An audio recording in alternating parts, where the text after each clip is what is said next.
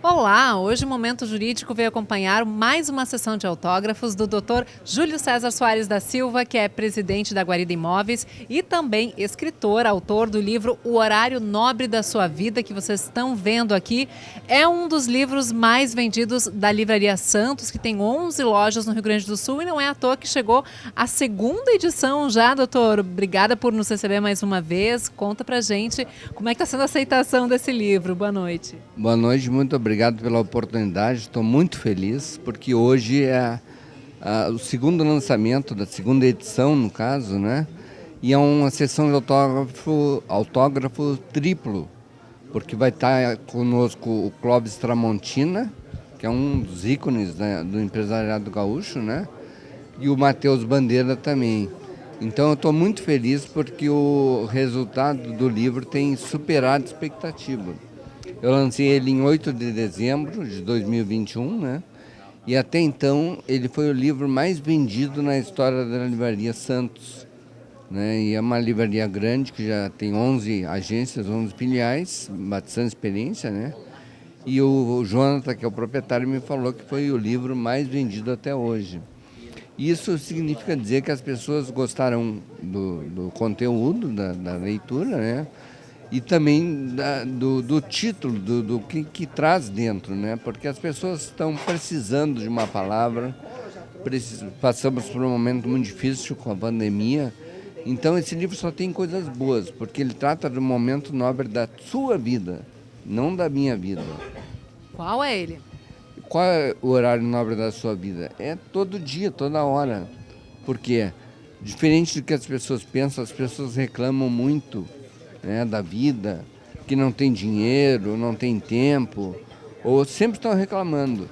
E o objetivo desse livro é despertar para agradecer ao invés de reclamar. Porque todos nós nascemos, crescemos e morremos um dia. Não ficamos para semente.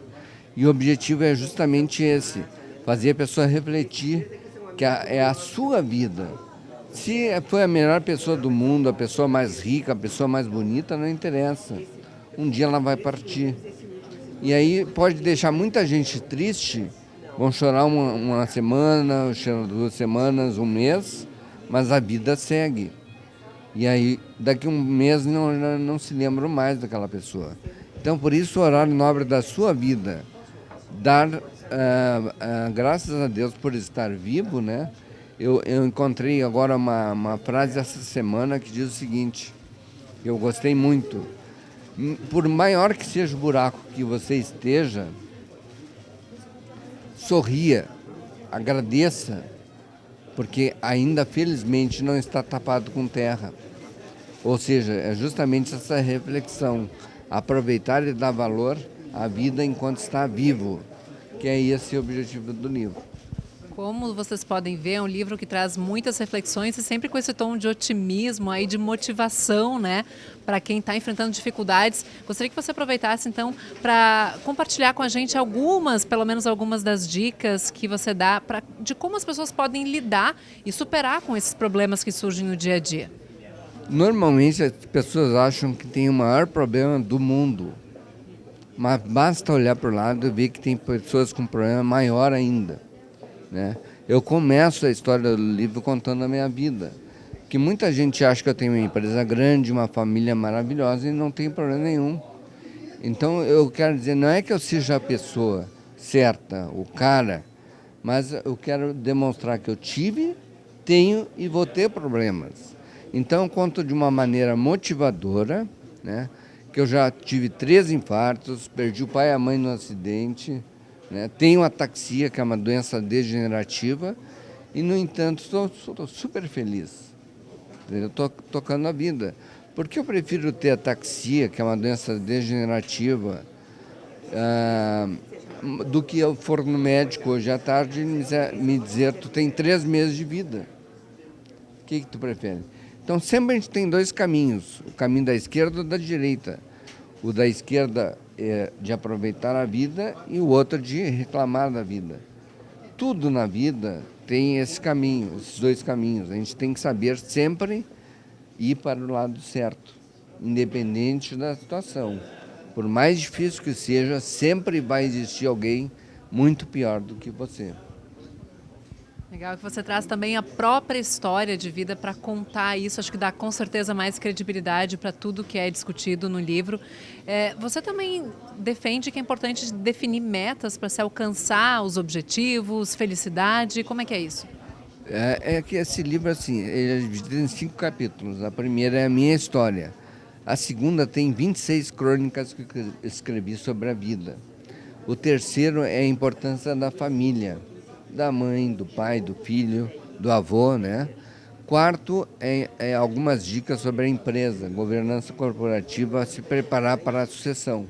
Porque senão a pessoa morre e a empresa morre com ela. E quinto são dicas importantes sobre a vida. Dicas simples. Tem 17 dicas que eu dou para o pessoal para falar sobre a vida. Porque justamente é nesse sentido que são as dicas, entendeu? É sobre a vida, e esse livro tem início, meio e fim. A leitura é muito fácil. Em 3 horas você consegue ler, porque um assunto remete para o outro. E ele é uma leitura leve, porque ao ler parece que você está sentado conversando comigo. Então é isso que facilita muito. E qual a importância da família? Por que um capítulo inteiro dedicado a ela? Porque a vida é um tripé. Tu tem que ter família, tu tem que ter trabalho e tu tem que ter lazer. Onde faltar um desses 3 tripés, aí tu começa a ter problema. Não adianta só trabalhar muito, ter uma família melhor e não se divertir. Não adianta só se divertir, ter uma família melhor do mundo e não trabalhar. Então um depende do outro. Só agora que eu me dei conta que eu não respondi a tua pergunta anterior sobre as metas. Eu comecei e não concluí. Todo mundo sonha em ganhar a loteria. A pergunta é, vocês jogam na loteria? Então não adianta sonhar, a gente tem que executar. Esse é o segredo de tudo. Sorte é relativa, né? Sorte é quando a preparação se encontra com a oportunidade. Quanto mais preparado você estiver, mais sortudo você vai ser. Essa é uma das muitas frases motivacionais que você traz aí para a gente refletir, né? Com certeza. E nessas dicas aí tem dicas muito importantes, simples, simplíssimas, mas muito importantes. Uma delas é fazer o que tem que ser feito. Tem que ligar a luz, liga a luz. Se tiver que desligar, desliga a luz. Que é o que os outros não fazem. Porque o vencedor, ele enxerga as oportunidades nas entrelinhas. E o perdedor não consegue enxergar. Ele vê só dificuldades, ele não vê oportunidades. Vamos todo mundo então enxergar o copo meio cheio. Com certeza. Vamos finalizar o ano aí, se Deus quiser, com bastante alegria e bastante motivação. Para a gente encerrar, primeiro conta onde é possível adquirir o livro, né? Nas livrarias e também online, como é que faz? Tá bom. Pode ser pelo link do livro, que é o horário nobre da sua vida.com.br,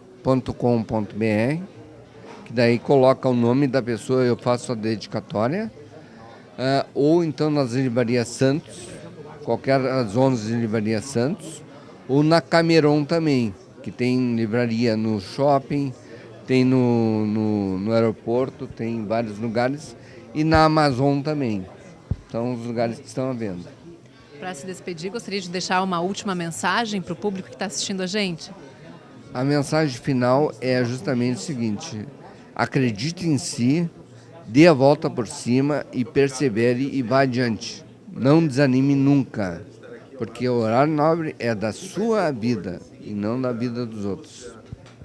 Parabéns pelo trabalho, muito obrigada pela entrevista e sucesso. Muito obrigado pela oportunidade. Também participando dessa sessão de autógrafos está o Clóvis Tramontina com o livro Paixão, Força e Coragem. É um livro autobiográfico? Boa noite.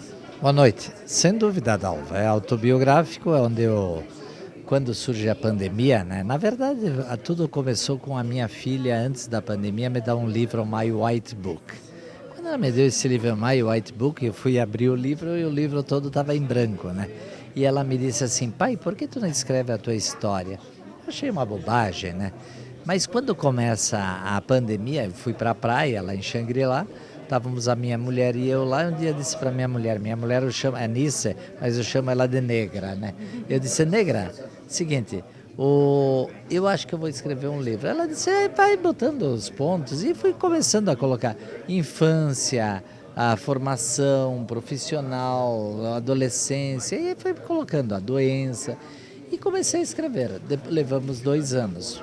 Contei com o professor Ledur, contei com a minha secretária a Vânia, com a nossa diretora de marketing, a Rosane, e a nossa assessora de imprensa, a Fátima Torre, que me deram muita força para fazer esse livro. Foram mais de 70 entrevistas durante 2 anos, e aí eu contei um pouco dessa história. Qual é o objetivo? É deixar um legado para os jovens no aspecto de que mostrar o que quer ser líder, buscar uma liderança, arriscar para ser um empreendedor, mas com pés no chão. Então tem algumas dicas legais. Com certeza, muita gente vai querer saber a história dessa empresa tão bem sucedida. Algumas lições tanto de vida quanto de negócios que você deixa. Sem dúvida nenhuma, né? São as duas coisas, e também na área esportiva, tá?